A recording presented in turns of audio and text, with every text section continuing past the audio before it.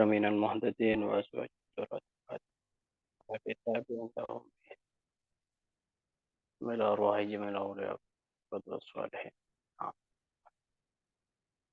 لقب من الجبال إلى روح الإمام النووي وصوله شيء من الله لدرجة جنة.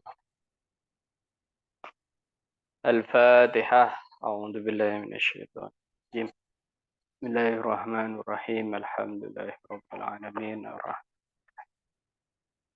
إياك نعبد وإياك نستعين. اهدنا الصراط المستقيم صراط الذين أنعمت. بسم الله الرحمن الرحيم. الحمد لله رب العالمين والصلاة والسلام على أشرف الأنبياء والمرسلين سيدنا محمد وعلى آله وصحبه أجمعين وبسند متصلين إلى الإمام شرف الدين النووي رحمه الله ونفعنا به وبعلومه في الدارين آمين. إلى قوله الحديث الثاني. Para ibu, para bapak, kita akan melanjutkan pembacaan kitab Arba'in Nawawi, di mana pada malam hari ini kita akan masuk ke dalam hadis yang kedua. An Umar radhiyallahu taala anhu aidan. Diriwayatkan dari Sayyidina Umar radhiyallahu taala anhu aidan juga. Jadi hadis yang kedua ini juga diriwayatkan oleh Sayyidina Umar bin Khattab radhiyallahu anhu. Kita kemarin sudah membaca profil beliau, di mana beliau salah satu khalifah nomor 2 setelah Sayyidina Abu Bakar. Qalah, berkata Sayyidina Umar, bainama nahnu, di saat kami julusun, sedang duduk-duduk, inda Rasulillah sallallahu alaihi wasallam, di sisi Rasulullah sallallahu alaihi wasallam, zata yaumin, pada suatu hari. Tiba-tiba tala alaina rajulun. Tala, datang, alaina, menuju kita, rajulun, seorang laki-laki. Syadidu bayadith thiyabih, berpakaian sangat putih. Jadi sangat putih, tidak hanya putih ya.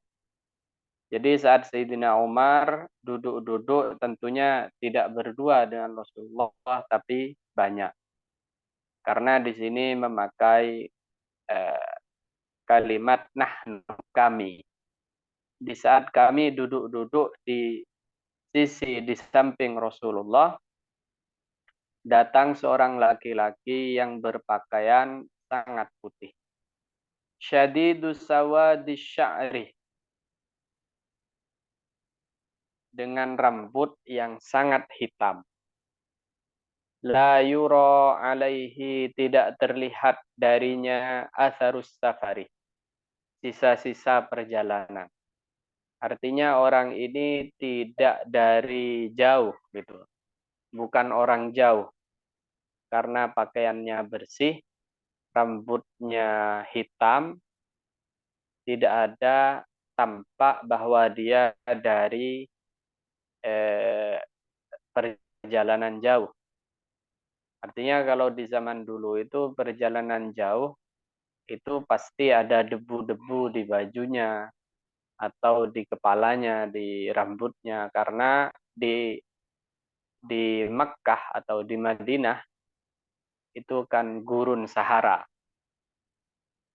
Tanah Arab kan gurun Sahara, jadi banyak debu. Nah, orang ini tidak terlihat dari perjalanan jauh. Wala ya'rifuhu minna ahadun, dan tidak seorang pun dari kami mengenalnya. Bukan orang jauh, tapi tidak ada yang kenal. Jadi semua sahabat yang ada di samping Rasulullah hari itu tidak ada yang mengenal. Tapi dia bukan orang jauh terlihat seperti itu.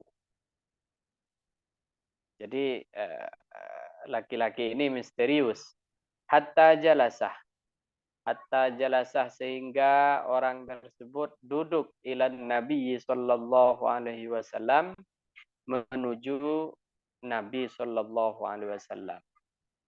Fa'asnadah, kemudian dia menempelkan rukbataihi, kedua kedua dengkulnya, apa ya bahasa Indonesia, dengkul. Kedua apa ini? Ya, Lutut, Ustaz. lutut, maaf. Ya, kedua lututnya ila rukbataihi, kepada dua lutut Nabi. Jadi sahabat gak ada yang kenal gitu ya. Dibilang asing, dia itu tidak terlihat dari perjalanan jauh, tapi dibilang kenal ini juga tidak ada yang kenal. Terus tiba-tiba so akrab, kata anak-anak sekarang, SKSD, sok kenal, sok dekat. Kenapa? Karena langsung mendekat ke Nabi dan menempelkan lututnya kepada lutut Nabi. Bayangkan. Wa wada'ah, kemudian meletakkan laki-laki tersebut kaffaihi, kedua tangannya, kedua telapak tangannya ala fakhidaihi, atas paha Nabi. Waqalah, sambil berkata, ya Muhammad, akhbirni anil Islam. Wahai Muhammad, beritahu saya atau ceritakan kepada saya anil Islam, tentang Islam. Jadi sahabat gak ada yang kenal. Tiba-tiba orang ini so akrab, so dekat, langsung menempelkan lutut kepada lutut Nabi dan tangannya di atas paha Nabi, kemudian berkata, wahai Muhammad, beritahu saya, ceritakan kepada saya tentang Islam. Faqala Rasulullah,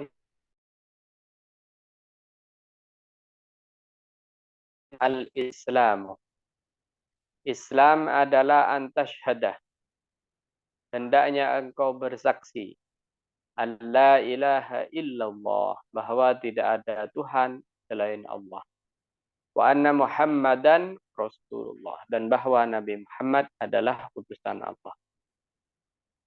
Jadi yang pertama-tama yang ditanyakan oleh orang asing ini adalah apa itu Islam. Nah, kemudian nanti hadis ini menjadi rukun Islam, kira-kira seperti itu. Jadi hadis kedua ini nanti menjelaskan rukun Islam, rukun iman, dan juga ihsan, serta tanda-tanda hari kiamat. Jadi ada 4 pembahasan nanti di hadis ini. Nah, rukun Islam yang pertama adalah syahadat, bersaksi dengan hati bahwa tiada Tuhan selain Allah dan Nabi Muhammad adalah utusan Allah. Itu adalah rukun Islam yang pertama. Jika orang sudah bersaksi, maka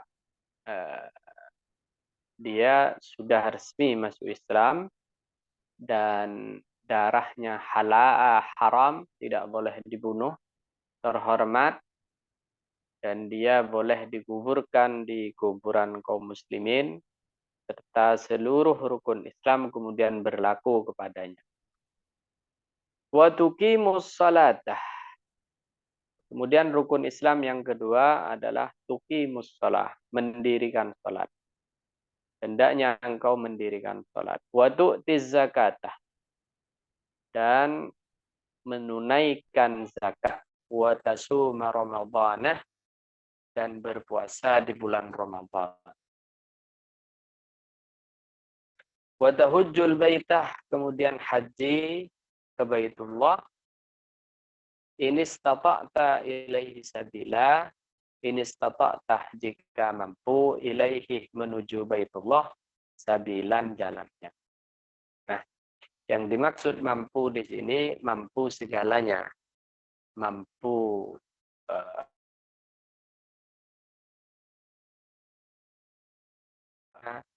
mampu ya dalam pengertian modern seperti saat ini lah. Jadi ya mampu bayar travelnya itu kan sekaligus hotelnya, dan yang terpenting juga aman. Aman di jalan, aman tidak ada COVID umpamanya dalam konteks kekinian ya, dalam konteks saat ini. Sehingga di saat COVID kemarin maka itu dianggap tidak mampu gitu. Dianggap tidak mampu karena tidak aman, tidak aman. Jadi yang dimaksud aman itu adalah mampu ke sana, jalan aman, dan orang yang ditinggal di rumah juga tidak kelaparan. Itu yang dimaksud dengan mampu. Nah, dari rukun Islam yang 5 ini, ada 2 rukun Islam yang ini membutuhkan duit. Gitu. Artinya ibadahnya berupa ibadah maliyah, yaitu zakat dan juga haji. Ini ibadahnya berupa ibadah maliyah, badaniyah juga seperti itu. Bagaimana jika ada orang melaksanakan salah satunya saja, gitu kan? Syahadat toh umpamanya, bersaksi saja, tapi tidak pernah sholat, tidak pernah menunaikan zakat, tidak pernah puasa, maka orang tersebut tetap disebut muslim. Jadi sekedar dia syahadat, maka dia sudah Islam, seperti itu. Adapun tidak atau belum melaksanakan rukun Islam yang lain, itu urusan lain, itu urusan hidayah gitu ya. Sehingga orang yang sudah syahadat tidak boleh kemudian dianggap dia belum muslim. Jadi rukun yang paling agung atau ruknul a'zam dari Islam itu adalah syahadat. Ketika seorang sudah syahadat, ya sudah dia muslim. Nah, tapi dari rukun yang 5 ini tidak boleh ditinggalkan dengan maksud meremehkan atau menganggap halal, itu tidak boleh. Umpamanya ada orang begini, kamu kenapa tidak sholat? Sholat itu tidak wajib. Ketika seseorang seperti itu, maka orang ini dianggap murtad. Kenapa? Karena dia sudah menganggap menghalalkan sesuatu yang menganggap tidak wajib sesuatu yang diwajibkan Allah. Tapi kalau ketika ditanya, kamu kenapa tidak sholat? Saya malas umpamanya.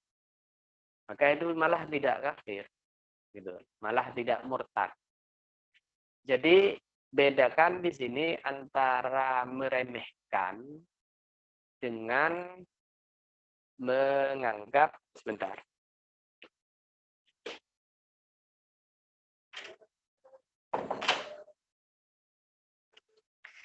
Bedakan antara menganggap halal sesuatu yang diharamkan atau mengharamkan sesuatu yang dianggap halal dengan dengan malas atau memang merasa belum mendapat hidayah gitu. Itu di situ bedanya. Jadi ada orang yang meremehkan rukun Islam, itu akibatnya jadi murtad gitu ya. Ada orang yang memang tidak melakukan rukun Islam yang lain itu karena memang dia belum dapat petunjuk dari Allah. Itu beda. Akibatnya beda. Kemudian orang asing tadi itu mengatakan sodaqah. Sodaqah, benar engkau wahai Muhammad. Maka komentar Sayyidina Umar di sini mengatakan fa'ajibna lahu yas'aluhu wa yusaddiquhu.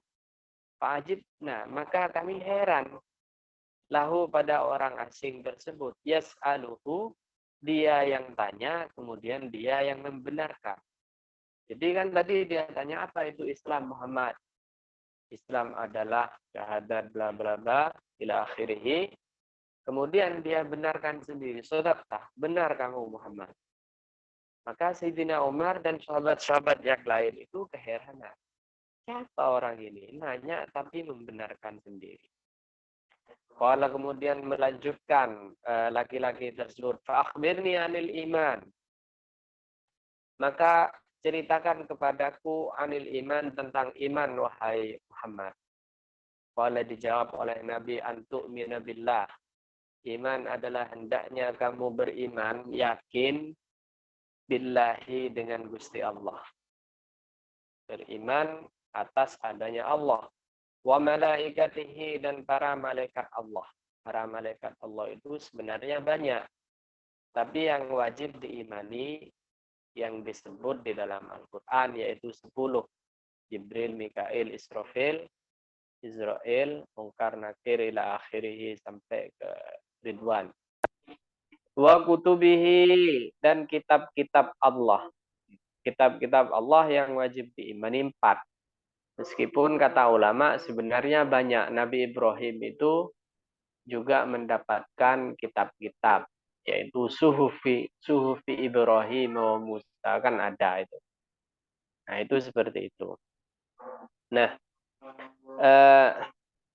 apa kita harus mengimani kitab-kitab yang sudah dianggap muharraf, sudah dianggap mengalami perubahan, distorsi, seperti Injil, Zabur, maupun Taurat yang ada saat ini? Maka kata ulama tidak.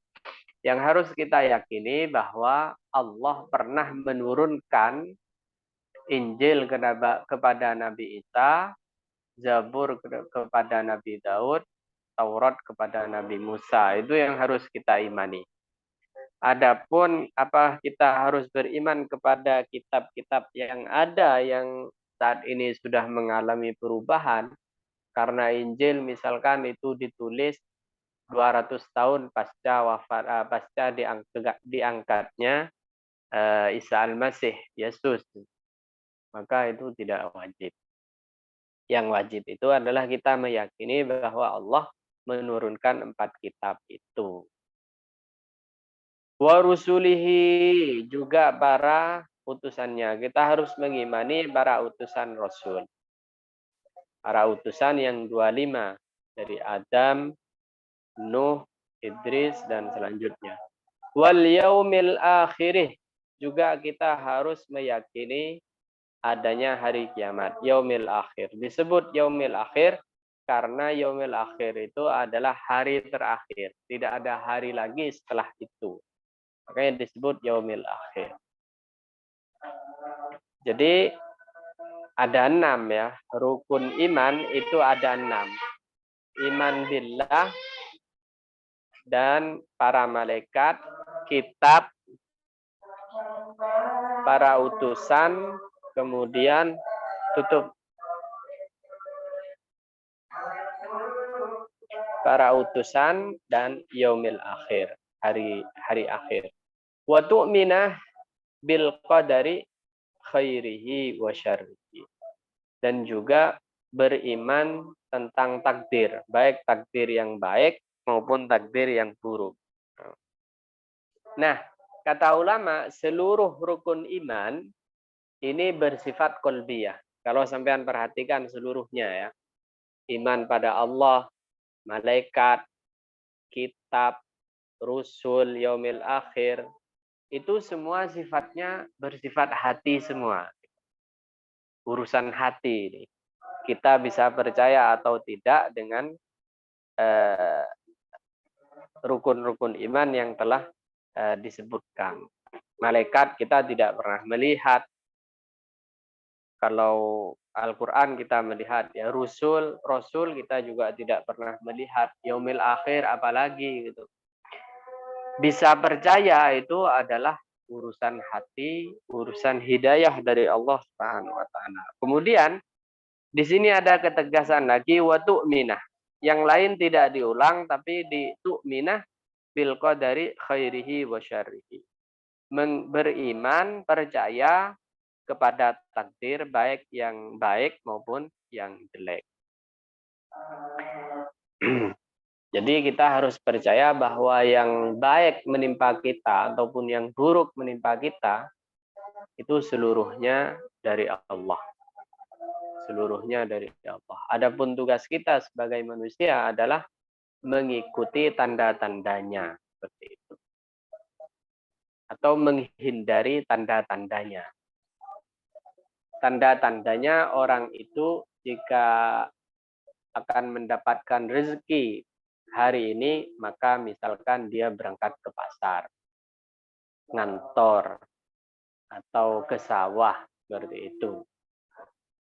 Bukan kemudian iman dengan takdir itu berdiam diri di dalam rumah, kemudian mengatakan, kalau hari ini saya akan dapat rezeki, ya dapat saja. Karena seluruhnya sudah ditakdirkan oleh Allah, entah itu yang baik ataupun yang buruk. Jadi manusia tidak ada nilai upaya, nilai kasab untuk meraihnya. Itu tidak benar. Tidak benar. Kata Nabi, ketika sahabat mendengar hal ini, mendengar bahwa takdir Allah itu sudah ditentukan semuanya, khairi wa syarrihi, entah yang baik ataupun yang buruk, maka sahabat ada yang berkata ke Nabi, idzan fanattakilu ya Rasulullah. Jika seluruhnya sudah ditentukan di Lauhil Mahfuz, ada catatannya, maka kita tawakal saja ya Rasulullah. Kita tawakal saja. Apa jawab Nabi? Tidak demikian, kata Nabi. I'malu fakullun muyassarun lima khuliqalah. Tidak. Kalian harus i'malu, harus beramal, harus berkarya, harus bekerja. Setiap orang itu diciptakan kemana dia, setiap orang itu dipermudah, kata Rasulullah. Kullun muyassarun, setiap orang dipermudah kemana dia diciptakan. Jika memang diciptakan akan kaya, maka biasanya dia dipermudah untuk jalan ke sana. Jika orang ini diciptakan untuk surga, maka biasanya dia akan mudah taat. Jika orang ini diciptakan untuk neraka, maka biasanya dia akan mudah untuk melanggar dan bermaksiat. Jadi seperti itu. Jadi kata Nabi, i'malu fakullun muyassarun lima khuliqalah. Ada lagi seorang sahabat masuk menemui Nabi dan membawa kuda. Nabi melihat dari kejauhan. Mana kudamu? Ya, saya tinggal di luar masjid ya Rasulullah. Sudah kamu ikat? Belum. Kenapa? Ya tawakal saja ya Rasulullah. Apa jawab Nabi? I'kil fatawakkal. Kata Nabi. I'kil itu artinya ikat dulu baru tawakal. Ikat dulu baru tawakal. Jadi konsep tu'mina bil qadari khairihi wa syarrihi itu harus seperti itu kira-kira. Kalau sakit kepala ya beli Panadol, kira-kira seperti itu. Kemudian tawakal. Itu sudah dicontohkan semuanya oleh Nabi. Ada bahaya ya dihindari. Contohnya misalkan Nabi hijrah ke Madinah, itu kan sembunyi-sembunyi. Sembunyi-sembunyi. Artinya Nabi memberi contoh ke kita bahwa bahaya itu ya harus dihindari. Bukan kemudian diterjang berlandaskan iman atas takdir khairihi wa syarrihi. Kemudian qala sadaqtah. Kemudian orang tersebut menjawab sadaqtah. Benar engkau wahai Muhammad. Qala kemudian orang asing tadi bertanya lagi, fa akhbirni anil ihsan. Ceritakan kepadaku tentang ihsan. Tentang ihsan. Jadi Islam, iman, kemudian yang ketiga al-ihsan. Apa itu ihsan? Ihsan adalah qala, dijawab oleh Nabi, anta'budallah. hendaknya engkau menyembah Allah ka'annaka tarahu, seakan-akan kamu melihat Allah. Jadi di saat menyembah kepada Allah itu merasakan dirinya ada di hadapan Allah yang tidak bisa digambarkan dengan apapun. Laisa kamitslihi syai'un. Fa illam takun tarahu, maka jika kamu tidak bisa demikian, fa innahu yaraka. Bayangkan seakan-akan Allah itu melihatmu.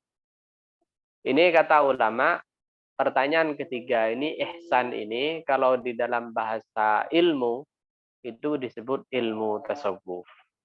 Ilmu tasawuf itu ilmu yang mengajak orang agar merasakan kehadiran Allah dan merasa selalu dilihat Allah. Jadi ihsan itu termasuk tingkatan lanjutan, kira-kira demikian. Kesempurnaan dari Islam dan iman ihsan gitu. Kesempurnaan iman dan Islam itu adalah ihsan. Ihsan itu menyempurnakan. Jadi kalau di dalam Islam ya, salat itu kan asal ada usulinya, ada takbiratul ihramnya, baca Fatihahnya benar, surat benar, sujud, rukuk, sampai salam sudah benar semua, udah sah. Itu ihsan. Apa? Islam. Tapi untuk nyampe ke ihsan itu butuh khusyuk namanya. Nah, membayangkan diri di hadapan Allah, merasakan bahwa Allah melihat dia, itu dalam bahasa kitanya khusyuk. Nah, khusyuk itu syarat kesempurnaan sholat. Kalau sahnya tanpa khusyuk sah, tetap sah ya. Artinya orang yang tidak khusyuk pun sholat itu sudah tidak diwajibkan mengulangi sholatnya. Sudah dianggap sah gitu. Tapi untuk sempurnanya sholat itu ada namanya ajaran ihsan dari Nabi. Ta'budallah ka'annaka tarahu fa illam takun tarahu fa innahu yaraka. Kemudian orang asing tadi itu bertanya lagi, "Fa akhbirni anis sa'ah." Ceritakan kepadaku anis sa'ah, tentang hari kiamat. Qalah, dijawab oleh Nabi, "Mal mas'ulu anha bi'a'lam minas sa'il." Mal mas'ulu, tidaklah yang ditanya, anha, tentang hari kiamat, bi'a'lamah, lebih tahu, minas sa'il, dari yang bertanya. Nabi menjawab demikian. Saya tidaklah lebih tahu dari kamu. Qalah, kemudian orang asing tersebut mengatakan, fa'akhbirni an ammaratiha. Jika demikian, tolong ceritakan kepadaku tanda-tandanya. Tanda-tanda kiamat. Qalah, Nabi menjawab, antalidal amatu. Tanda-tandanya kiamat adalah antalidal amatu. Seorang budak perempuan melahirkan rabbataha, melahirkan anak tuannya. Nah, di zaman dulu, di zaman ketika ada budak, budak itu serupa dengan barang komoditas yang diperjualbelikan dan boleh digunakan. Nah, di saat para budak ini banyak melahirkan anak-anak tuannya, maka itu menjadi tanda-tanda hari kiamat. Ini tentunya dulu ya. Wa antarul hufatal uratah. Dan kamu melihat al-hufatal uratah.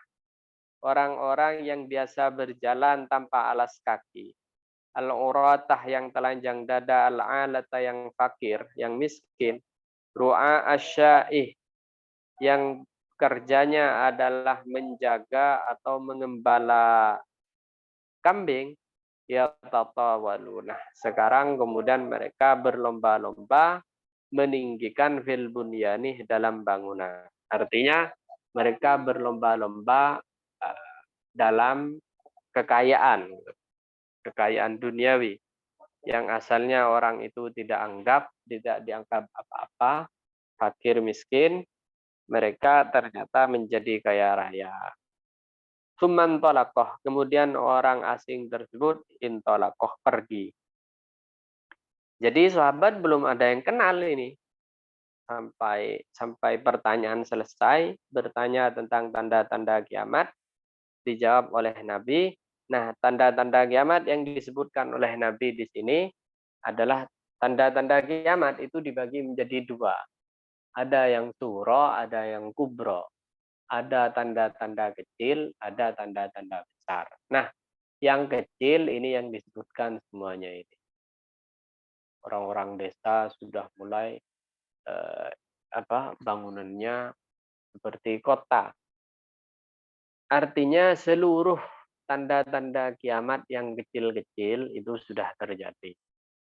Banyaknya musibah misalkan, eh, banyaknya perzinahan, itu semua tanda-tanda kecil. Nah, kata ulama yang belum terjadi itu adalah tanda-tanda kiamat yang besar. Seperti apa? Seperti nanti munculnya Dajjal, matahari terbit dari barat, tenggelam ke timur. Itu contoh-contoh tanda-tanda kiamat yang besar. Munculnya Imam Mahdi, Nabi Isa turun dari langit, dan selanjutnya. Itu yang belum terjadi. Jadi seluruhnya, kata ulama, tanda-tanda kecil kiamat itu sudah terjadi. Falabithtu maliya, kata perawi yaitu Sayyidina Umar, falabithtu maliya, maka saya menetap maliya sebentar. Jadi setelah laki-laki tersebut pergi ya dari sisi Nabi, dari depan Nabi, kemudian Sayyidina Umar mengatakan, saya tetap menunggu, kata Sayyidina Umar. Tsumma qala, kemudian Nabi bersabda, ya Umar, wahai Umar, atadri manis sa'il, apakah engkau tahu manis sa'il, siapa orang yang bertanya itu? Umar, kamu kenal orang-orang tadi? Kultuh, Sayyidina Umar menjawab, Allah wa rasuluhu a'lam. Allah dan Rasulnya yang maha tahu, yang lebih tahu. Qalah, dijawab oleh Nabi, fa innahu Jibril. Itu adalah malaikat Jibril. Atakum, datang kepada kalian, yu'allimukum, dalam rangka mengajari kalian dinakum, agama kalian. Jadi yang tiga ini disebut dengan disebut dengan pondasi agama, yaitu Islam, iman, dan ihsan, gitu ya. Di mana malaikat Jibril datang kepada Nabi Muhammad mengajarkan urusan agamanya. Sehingga hadis ini kelak disebut hadis Jibril. Hadis Jibril itu membahas 4 hal, yaitu Islam, itu dibahas di dalam ilmu fikih. Kalau di dalam Islam, ilmu fikih itu membahas Islam. Cara sholat, cara zakat, cara haji, itu semuanya ada di dalam ilmu fikih. Kemudian yang kedua, hadis Jibril ini berbicara atau membahas tentang iman. Bahas tentang iman itu ada di dalam ilmu tauhid. Bagaimana kita iman kepada Allah, sifat-sifat Allah. Bagaimana kita iman kepada Rasul.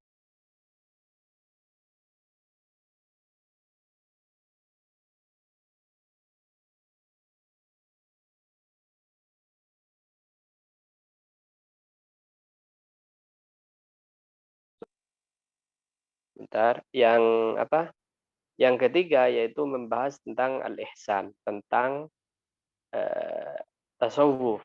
Jadi ada 3 ilmu di dalam hadis Jibril. Ilmu fikih, ilmu tauhid, dan ilmu tasawuf. Sebenarnya ada 4 ya, yaitu ilmu tentang hari kiamat. Jadi di sini ada poin penting juga bahwa Jibril itu muncul dalam bentuk manusia. Kenapa bisa demikian? Karena malaikat itu tercipta dari cahaya, tercipta dari cahaya. Dan cahaya dia disebutkan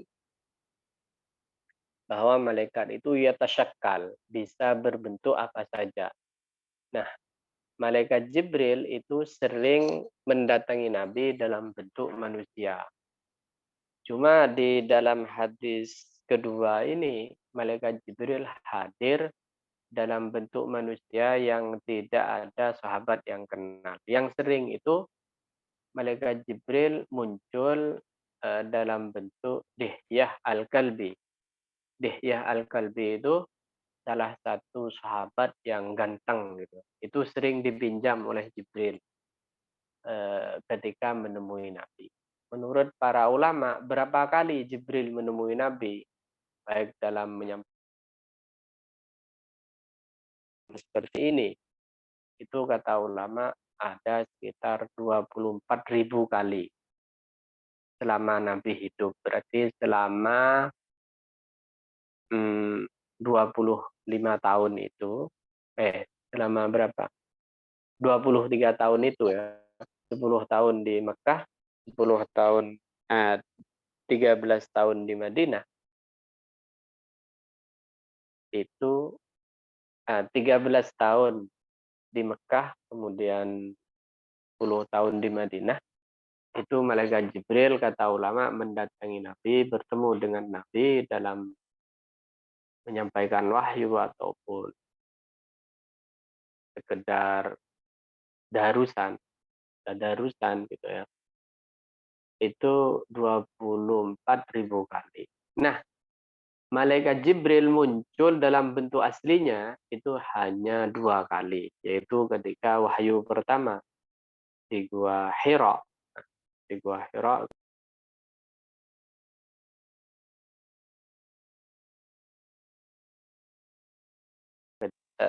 Nabi malaikat Jibril muncul dalam wajah aslinya. Jadi kalau muncul dalam wajah aslinya, Nabi saja berkeringat gitu, berkeringat dingin.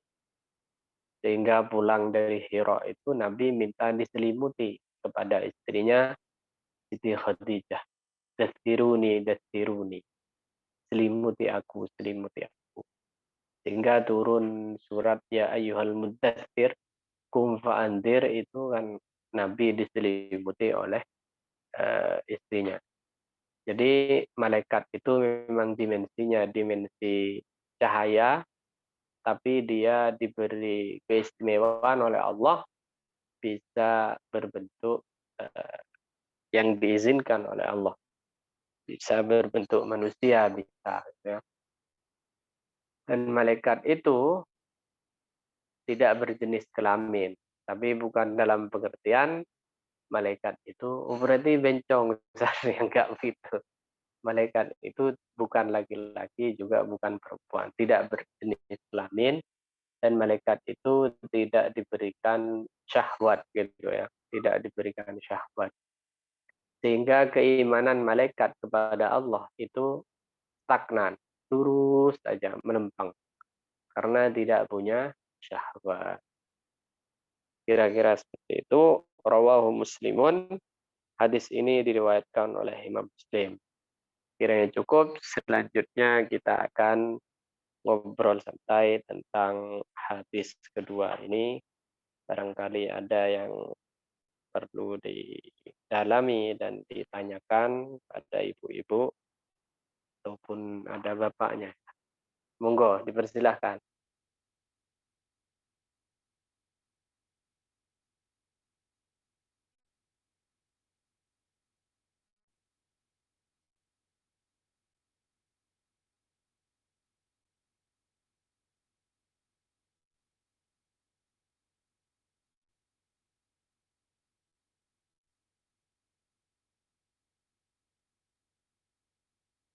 Silahkan yang mungkin ada yang mau ngobrol. Monggo. Ustaz, mau tanya boleh nggak? Ya, silahkan Bu. Nah, tentang haji Ustadz, apa namanya? Tadi kan dibahas ya Ustadz ya, tentang haji juga itu kan termasuk Islam ya. Nah, terus yang jadi pertanyaan Ya, rukun saya Islam. itu kan yang apa namanya rukun apa hukum Islam yang pakai uang gitu kan maksudnya apa sih? Haji dan zakat ya. Haji dan zakat. Nah, sekarang pertanyaan saya itu Ustadz, kalau orang yang nggak mampu secara ekonomi, itu apakah dia harus menyerah aja atau tetap berkeinginan untuk keinginan untuk melakukan rukun iman ke Islam, rukun Islam kelima itu Ustaz. Baik. Ngerti nggak Ustaz maksud saya Ustaz? Iya. Paham? Iya Ustaz. Itu. Ya, terima kasih Ibu. Kemarin di pertemuan sebelumnya itu kan membahas hadis tentang niat. Jadi niat itu adalah kemantapan hati untuk melaksanakan sesuatu, kira-kira demikian. Nah, niat itu harus ada meskipun dalam keadaan fakir lah, dalam keadaan miskin, dan harus terus berusaha untuk melaksanakan itu, kira-kira demikian. Kemudian di pembahasan niat kemarin, jika ternyata sampai dia wafat juga tidak ditakdirkan oleh Allah untuk haji, maka nanti tetap akan dapat pahalanya. Itu kehebatan niat gitu ya. Tapi niat itu juga harus dibarengi dengan usaha tadi ya, bukan berpangku tangan pada takdir. Artinya nabung sedikit demi sedikit. Seperti itu, Ibu. Oh, jadi kalau misalnya kita nggak ada niat, karena kita paham gitu kondisi kita nggak mungkin lah gitu, itu jatuhnya dosa nggak Ustaz? Tidak dosa, tapi nggak dapat pahala haji nanti di akhirat. Gitu. Jadi Gitu. di pembahasan yang kemarin itu dibahas bahwa ada orang yang tidak pernah jihad fisabilillah, tidak pernah haji, tidak pernah sedekah, tidak pernah sholat malam, tidak pernah. Ternyata ketika di akhirat dia melihat catatan amalnya, loh ini kok ada semua. Akhirnya dia nanya ke malaikat, kok ada semua? Nah, jawabnya malaikat, walakin nawaita. Kamu sudah niat kan? Masya Allah. Jadi ini termasuk keistimewaan umat Nabi Muhammad. Jadi umat Nabi itu memang umat yang marhumah, umat yang dimanja, kira-kira demikian. Gitu ya Ustaz. Berarti kita memang harus punya niat ya Ustaz, niatnya. Terus dibarengi dengan ikhtiar gitu Ustaz ya. Ikhtiar. Iya, makasih Ustaz. Paham sekarang Ustaz. Kasih Ustaz. Sama.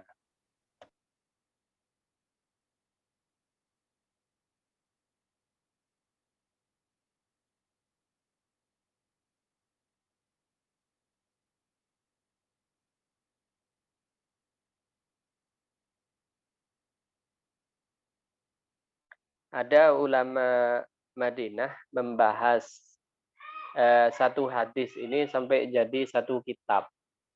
Dia sebut judulnya itu adalah Syarah atas hadis Jibril, kira-kira begitu. Makanya saya tadi sebutkan bahwa hadis ini terkenalnya disebut dengan hadis Jibril. Hadis Jibril itu ya membahas hal-hal yang baru saja. Ya, jadi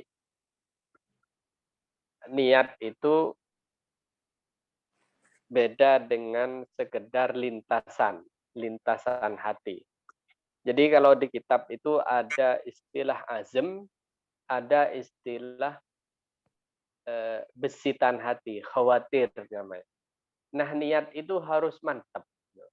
Yang disebut mantap berarti dia mulai nabung, kira-kira begitu, Ibu. Bukan hanya lintasan hati. Jadi yang dianggap dan dapat pahala itu harus ada kemantapan. Umpamanya tadi Ibu yang tidak bisa hadir di 2 pertemuan sebelumnya. Dia sudah niat hadir di majelis online ini, di pesantren online ini, tapi karena ada pekerjaan, atau sakit, karena ada kesibukan yang lain, akhirnya dia terhalangi untuk hadir di pesantren online, maka dia tetap dapat pahalanya. tetap dapat pahalanya. Tapi niat yang tadi itu bukan yang disebut niat, maksud saya itu bukan hanya sekedar perasaan sesaat. Memang dia sudah mantap di hati, saya akan hadir. Ternyata pas di jadwalnya ada uzur syar'i berupa pekerjaan atau keluarga, urusan keluarga yang sama-sama wajib, maka itu pahalanya tetap dapat. Kira-kira begitu gambaran niat.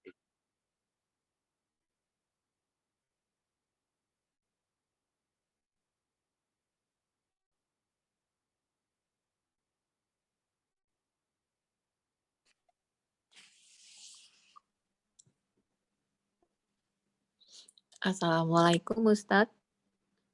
Waalaikumsalam, Ibu Yosi. Iya Ustadz, mau tanya tadi sempat disinggung tentang kiamat.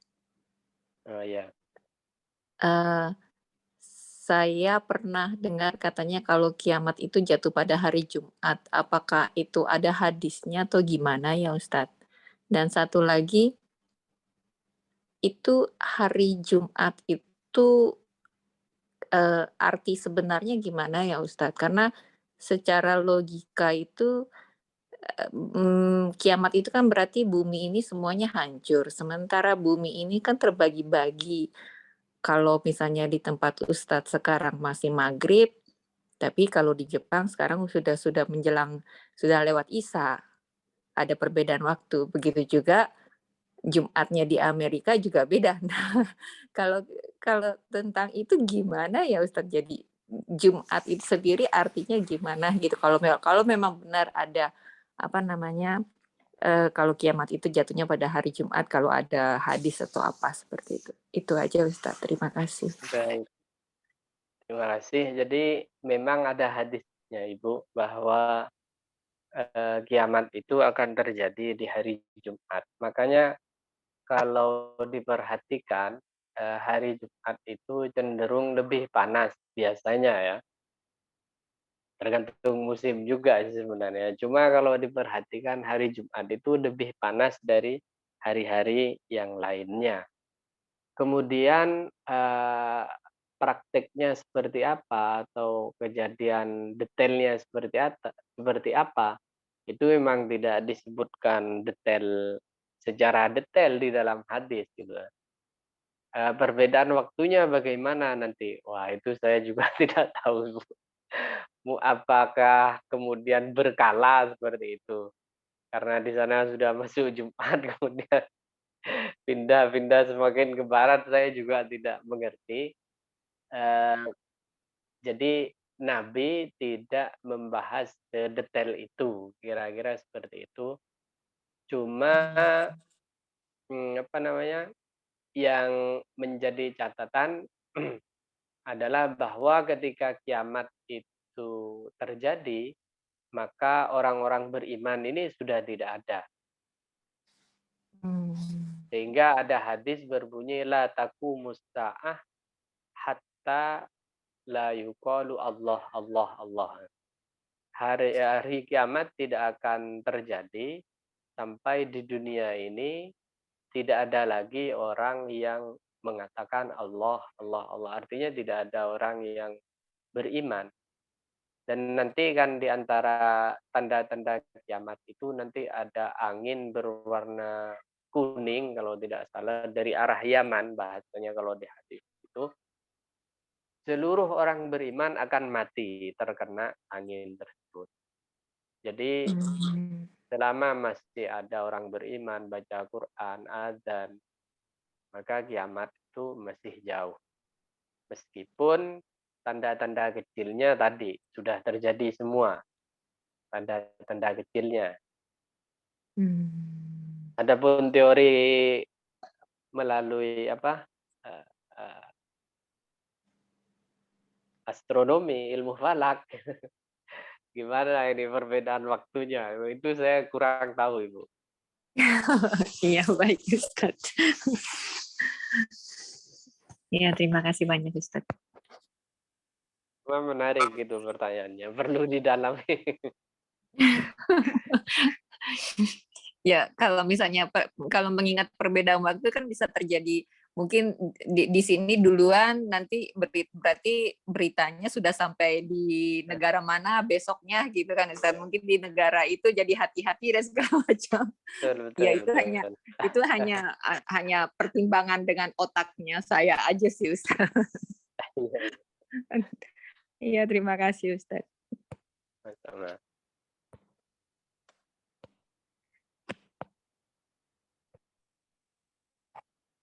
Ustaz izin bertanya. Ya, silahkan Ibu Fatimah. Ya, Ustaz, ini kan saya kebetulan di Indonesia. Nah, ini kan ketika waktu kajian berlangsung, ini kan barengan dengan waktu Isya Ustaz. Nah, ini saya mau bertanya, lebih utama sholat berjamaah atau melanjutkan kajian afwan sebelumnya? Jazakallah khair. Baik, saya juga ini sebenarnya Isya itu waktunya ngimami saya. Kalau maghrib tidak, ada saudara jadwalnya. Jadi begini Ibu, ya kita akan nyocokkan dengan jadwal ibu-ibu yang mungkin dari Jepang dan Eropa lah. Sehingga kita menyesuaikan dengan jadwal mereka, kira-kira demikian. Cuma kalau ditanya mana yang lebih afdol? Nah, kita lihat hukumnya. Sholat berjamaah itu di dalam mazhab kita Syafi'i itu hukumnya adalah sunnah muakkadah. Sunnah Ibu. Sunnah. Kemudian belajar ilmu itu tergantung ilmunya. Kalau memang berkaitan dengan rukun-rukun, maka dia bisa wajib gitu ya. Tapi kalau berkaitan dengan fadilah-fadilah, keutamaan ini itu sunnah hukumnya. Nah, jika dibandingkan atau dipertemukan seperti itu, maka jelas hadir majelis ilmu itu lebih afdal dari sholat berjamaah. Kira-kira begitu. Tapi yang baik memang sama-sama dapat sih. Sama-sama dapat. Pernah kejadian begini, gurunya Imam Syafi'i, Imam Malik, itu kan beliau majelisnya di Masjid Nabawi, di Masjid Rasulullah, di kota Madinah itu.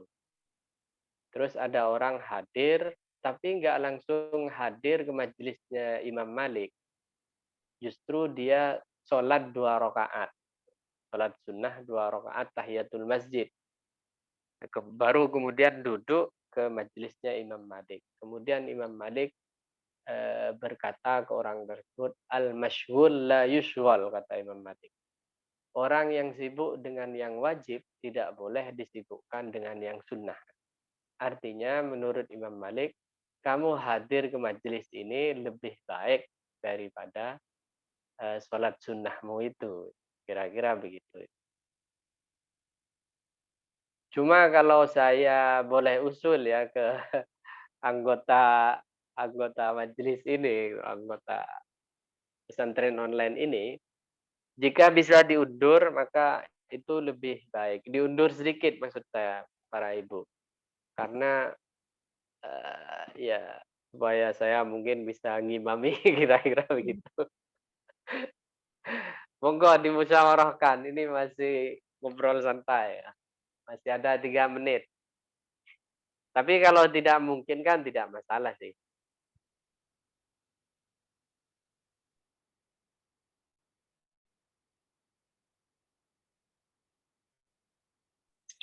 Kalau saya nggak apa-apa Ustaz. Ya apa ya, umpamanya Insya Allah mundur nggak apa-apa. setengah jam, Ibu Haryati. Berarti jam 9 ya Ustaz ya? Iya, Ya insya Allah nggak apa-apa sih Ustaz. bukan jam 9. Kalau di Indonesia itu kalau mundur setengah jam itu jam berapa? Ya kalau di Jepangnya 9. 19. Jam 19. Iya jam 7 ya kalau di Indonesianya Ustaz ya. Jam 7. Kalau di sini Jepangnya Iya. berarti jam 9 Ustaz. Oh, jam 9 ya, iya. Insya Allah kalau saya sih nggak apa-apa Ustaz, tapi yang lain nggak ngerti Ustaz. Oh iya. Saya nggak Atau di apa-apa. Nggak Oh apa-apa, gitu. Ustaz. Gimana juga ya. Monggo yang lain.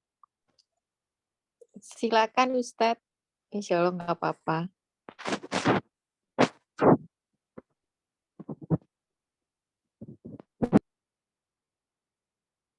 Oh, nggak apa ya. Berarti kita mundur setengah jam agar Ibu Fatimah tadi dan saya bisa ikut sholat berjamaah. Baik, kita sepakat itu. Ini untuk pertanyaan terakhir mungkin ya yang di obrolan terkait Palestina. Gitu ya.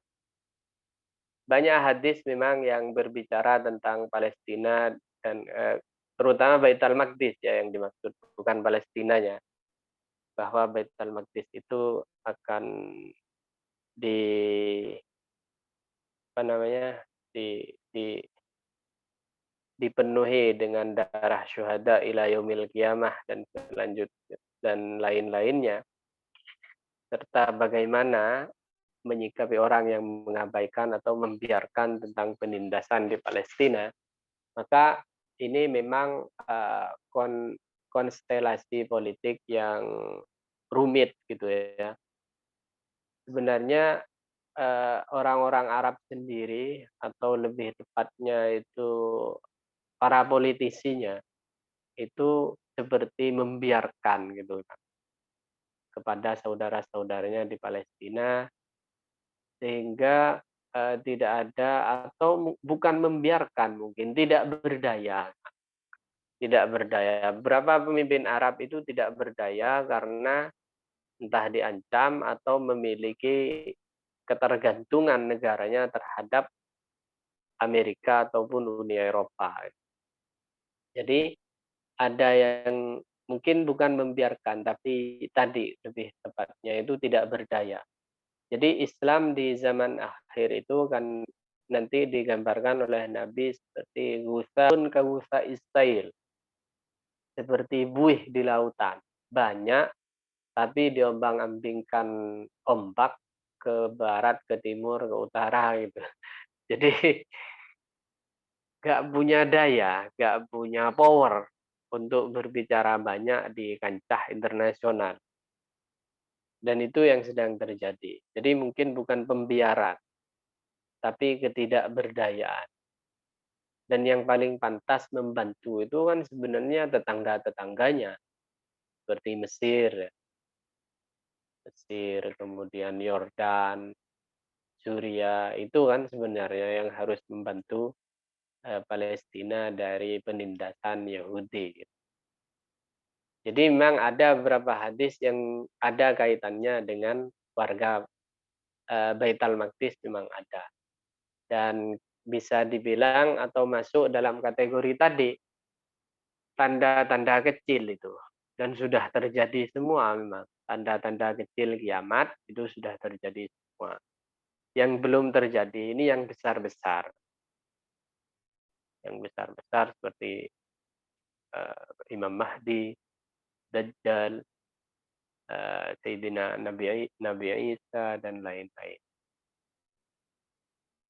Itu Ibu.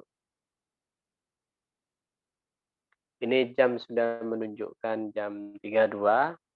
Jika tidak ada 19.32, jika tidak ada pertanyaan lagi, kita akan tutup majelis ini. Bagaimana? Ya, Ustaz, silakan. Nah, baik, kita tutup majelis ini dengan pembacaan kafaratul majelis. Subhanakallahumma wa bihamdika asyhadu an la ilaha illa anta astaghfiruka wa atubu ilaik. Kurang lebihnya mohon maaf.